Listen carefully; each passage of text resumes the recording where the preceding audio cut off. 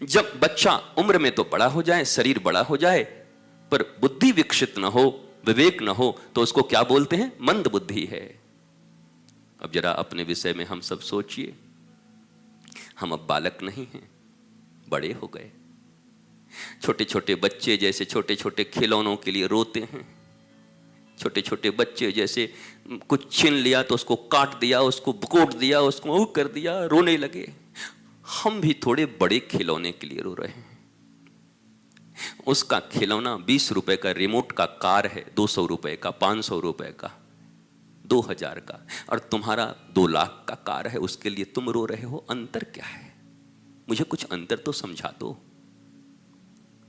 वो छोटे छोटे घरों के लिए रोता है, बालू में घर बनाता है, रेत में, यमुना जी में जाकर के पांव के ऊपर रख करके ऐसे ऐसे करके धीरे से पांव निकलता है, मेरी झोपड़ी, मेरा गल, मेरा घर, उसमें झंडा गाड़ देता है। और कोई बच्चा आके मार दे, मेरा तोड़ दिया घर, वो रोता है। और आपके भी घर बनते हैं, 2-4-10 लाख के फ्लैट्स, और वो कहीं टूट जाए, कोई कुछ हो जाए तो मैं बर्बाद हो गया, मैं बर्बाद। अंतर क्या है मुझे बताओ? कोई अंतर हो तो बता दो। तो कहने को तो बड़े हो गए, पर बुद्धि रह गई अबोध, मंद बुद्धि। अब तुमको अगर कोई मंद बुद्धि कहे तो तुम लड़ाई करोगे कि नहीं? तुम्हारा बाप मंद बुद्धि, हमको मंद बुद्धि बोलता है। MA BA CA DA लिए सब साफ हो गए हैं हम, IE BA पास, लिए दिए साफ, सब पास होके हम साफ हो चुके हैं। तुम सुनोगे नहीं। लेकिन विद्या का जो अर्थ है, शास्त्र कहता है सा विद्या या विमुक्तये।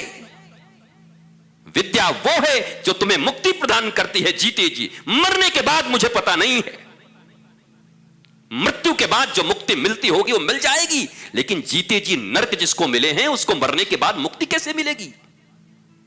जीते जी जिसने असंतोष का जीवन जिया है, जीते जी जिसने नरक का और तर्क का जीवन जिया है, जीते जी जिसने अभाव में अपनी जिंदगी गुजारी हो, वो क्या मरते ही भाव में आ जाएगा?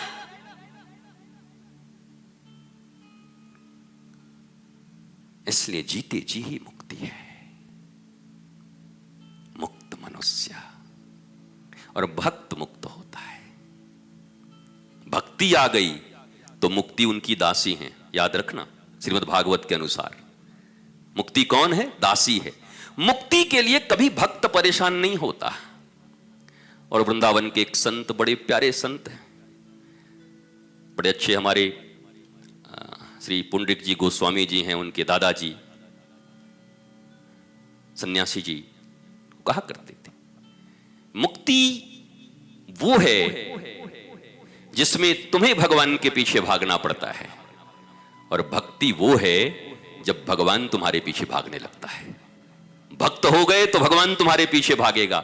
अहम भक्त पराधीनो हिव स्वतंत्र इवत्युज साधु वीर ग्रस्त्रदयो भक्तर भक्त जनप्रिय। मैं भक्तों के अधीन हूं। तो मुक्ति भक्ति में इतना ही अंतर है। भक्ति आ गई तो मुक्ति रुकेगी कहां? महारानी आ गई तो नौकरानी भी आएगी। वैष्णव सिद्धांत में तो यही है। और सिद्धांत अलग अलग हैं, सबके राह अलग अलग हैं, पर पड़ाव एक ही है। आनंद, प्रेम, शांति, महासुख, महाभाव।